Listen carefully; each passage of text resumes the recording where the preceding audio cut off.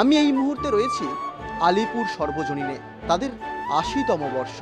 ৮০তম বর্ষে তাদের যে চমক, তাদের বিশেষ নিবেদনে রয়েছে চা পান।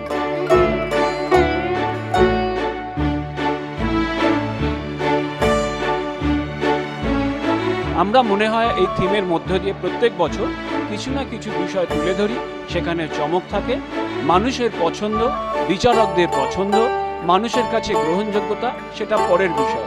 কিন্তু ক্লাব হিসেবে, সামাজিক সংগঠন হিসেবে আলিপুর সর্বজনীন এবং তার কর্মকর্তা সাহেব দাস যখন আমরা সিলেকশনে বসি, এই বিষয়টাকে তুলে আনি যে চলুন একটু চা কি নিয়ে জানা যাক।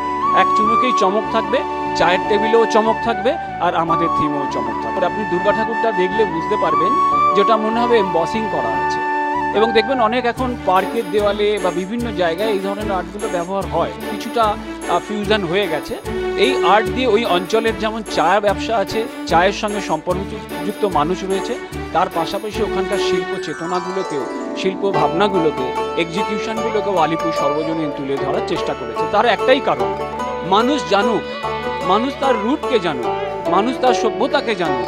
মানুষ শুধু একটা দেশের সভ্যতা জানবে না, সে বিশ্ব সভ্যতার কথা জানবে, বিশ্ব মানবের কথা জানবে। কারণ মাননীয় মুখ্যমন্ত্রী একটা কথা বলেছেন, বিশ্বজনীন সর্বজনীন।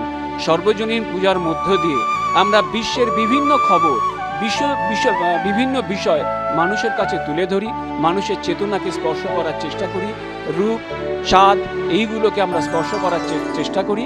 এবং জানেন, শিল্পের এগুলোই মূল বিষয়বস্তু, মূল উপপাদ্য।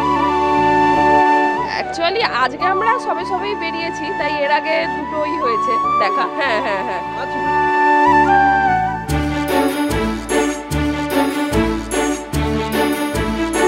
দর্শনার্থীদের ভিড় ক্রমশ বাড়ছে। তারা সারাদিন মণ্ডপ জুড়ে থাকবেন, প্রত্যেকটা মণ্ডপ ঘুরে ঘুরে দেখবেন। একই সাথে তাদের যে উন্মাদনা তা কিন্তু চোখে মুখে স্পষ্ট।